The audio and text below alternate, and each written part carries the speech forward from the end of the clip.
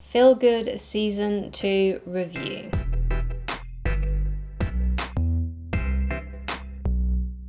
Hi guys, my name is Christine and I'm a dating, relationship and personal development coach. And today I'm making a bit of a different video. This was requested by someone because over a year ago I made a video on a show called Feel Good where I was analysing the main relationship in that program between Mae and George. And someone asked me to do a review of season 2, so I did. And here it is. But before I get into this video, I want to promote a website. This is not an ad, by the way, I'm not getting paid for this promotion, but it's something that I wish I had have used before I watched this TV show, this season 2. Season 1, I don't remember being triggered by anything, but in season 2, I was definitely triggered by a couple of things that happened towards the end of that season, and I wish I had researched it before I went in and watched it, so I would have known not to have watched it, basically. So the website I want to promote is called doesthedogdie.com, and basically if you go onto that website you can type in whatever new thing that you're going to watch and then look for the potential trigger warnings if you have any. So on there are things like, well, does the dog die? So perhaps you may have had some kind of trauma related to that, or you just don't like seeing animals get injured. So you can look for anything that is related to that. There's all sorts of things on that website that can show you whether or not what you are about to watch is going to make you feel upset or sad in some way, or it's going to make you feel bad in whatever way that you might get triggered from or something. So the way that I usually get triggered is I think back on my own past, basically. Like, it brings back memories of things that I've been traumatized by. And then I feel really depressed and sad, and I usually can't sleep, and my thoughts are just going crazy. And I really wish that I had known what was going to happen in that, because if I did, then I wouldn't have watched it. And I really wish that I'd known that was going to happen, because if I did know that there was going to be a story related to that particular trauma of mine, I wouldn't have watched that TV show. The website is called doesthedogdie.com, so please go and check that out if you do get triggered by certain things. And that is, of course, no fault of the show, by the way. Obviously, Netflix probably did have a warning up that I should have probably read before I watched it, but I didn't, and I'm stupid. But now I know. So let's go into the relationship between Mae and George in season 2 of Feel Good. Now, my main critique, of the first season, in the first video I made about this show, was that the relationship was very toxic, and I was concerned that people that watch this show would idolize that relationship and think that that relationship is a thing to aspire to, basically. So what I really liked about the beginning of this season 2 of Feel Good is they address the fact that their relationship was toxic. You know, they say to each other, was our relationship toxic? You know, I think Mae actually asks that question to George on the phone. However, that does kind of get a little bit dismissed. So even though it's good that they kind of address that problem, they kind of regressed a little bit, and they decided to continue basically as they had always been, which is kind of being a little bit toxic to one another, not communicating in a proper, healthy way. And they focused more on the passion of their relationship as opposed to actually working things out properly. However, these things do get resolved by the end of the season because of the fact that they are resolving things within themselves. So the relationship itself gets resolved because they resolve their own individual issues. So the little story arc that's going on with George, because obviously she's not the main character, Mae is the main character in Feel Good. So George's little story is mainly displayed through her career. By the end of the show, she's like put on this little show with the children, and they're talking about things that really concern them. They're talking about things that George is passionate about, and she's wanting the children to also talk about things and causes that they are passionate about so they can make a change. So I thought that was really cute. That was a really cute little side story, which I really enjoyed. And Mae's issue is obviously dealing with the past traumas of her life, and coming to terms with those traumas, and figuring them out in herself, and then confronting those issues. And by doing that, their relationship does kind of get resolved. So a good resource for you, again, this is not an ad, I'm not getting paid for this promotion, is a book called Getting the Love You Want by Orville Hendricks. And basically that book goes into how to actually communicate effectively with your partner. There's actually a really good Google talk with Orville Hendricks and his wife, and you can look at that here, it'll be up in the cards. Now it may seem like a really boring way to communicate with one another, and it may seem like really, really structured, but this is the best source that I can find on how to actually communicate with your partner effectively. It's things that I've talked about before, having a good, honest communication, not letting things build up, basically.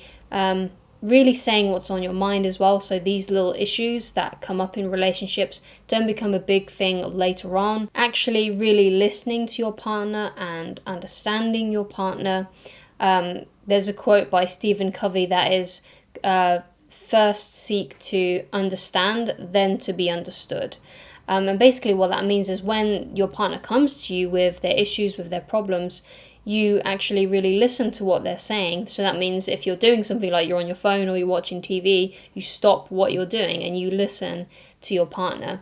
And also when your partner is telling you things, so let's say, your partner comes to you and says, I got into a big argument with so-and-so at work, and I feel really sad about it, or I feel really angry about it. And then you repeat some of that back to them. So you show to your partner that you actually are listening to them. So something like that might be, so you're saying when you went to work, you got into an argument and it's made you feel really angry and really sad. Is that what you're saying to me?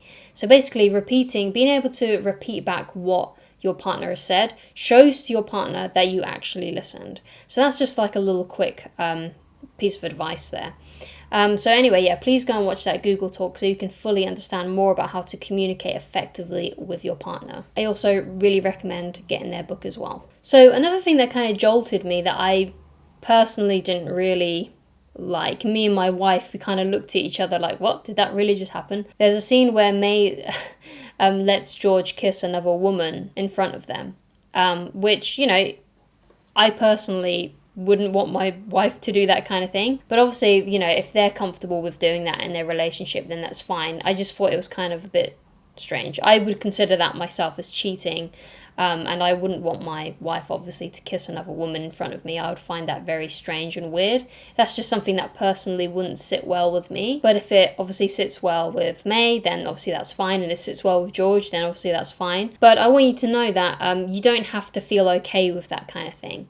So if your partner, for whatever reason, kisses someone else in front of you, you can feel odd about that, you can feel upset about that. So just because Mae was cool with that happening doesn't mean that you have to also be cool with that happening if you ever see that happening. I dumped an ex over them kissing someone else, right? So it's okay to get angry, it's okay to get upset if someone actually does something like that to you.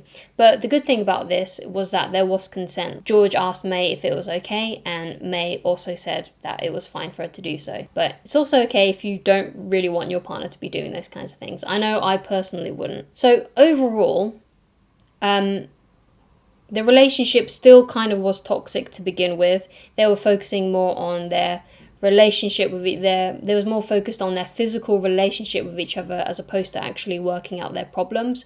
But because they worked on their inner demons, the things that they were internally struggling with, they did come out the other end much more stronger for it. And actually they ended on a really healthy note. So the season ended with them actually turning into a really healthy couple where, I think the line was that Mae said was, I want you, but I no longer need you, something along those lines. But obviously, you kind of need to get to that point before you enter a relationship. Because obviously they were kind of, Mae especially was using George as like a coping mechanism. I think that was even said in one of the hospital scenes. George asked her if this was a coping mechanism and not actually something that she really wanted to do. So being able to get to a place in your life where you don't necessarily need someone to feel good, but you actually do want to to be with them. You do it because you want them in your life. You do it because you want them, not because you need them in some kind of way to like cover up any kind of things that have happened to you, any kind of things that you're not happy with yourself. So don't use any partner that you have as like something to patch you up with, something to make you feel better about yourself. When you feel good about yourself first, then you are in a better position to have a more healthy relationship. So anyway, it was interesting to watch. It was really funny. Like, oh my god, it's so funny. So I do recommend that you go and watch it. Obviously, please do go to doesthedogdie.com to make sure that you won't get triggered by anything in it, because there is a lot of really sensitive subjects in it that are not for the faint heart. Even though it is a comedy, it also has some topics in it that are really not very nice. I actually read somewhere that a lot of the things that happen in Feel Good is actually based on things that happened in Mae Martin's real life. So with that being said, it's actually really brave of them to tell this story, especially if the things that triggered me are what actually happened, because I completely know and understand that 100%. And to kind of have, let's say, all of that out there in a TV show on Netflix is pretty amazing. So Mae Martin definitely needs to be applauded for that, to actually discuss these things, to actually have these things out there, to have these real life experiences that happen to them, which is a really brave and amazing feat, I think. Pretty good. I probably won't watch season 2 again, but I might watch season 1 again at some point, because it was really funny and I did really enjoy it. If you want me to do any reviews of anything else, any kind of relationship critiques in other TV shows, then please let me know and I will. Thank you so much for watching, and I shall talk to you guys again very soon. Goodbye, guys.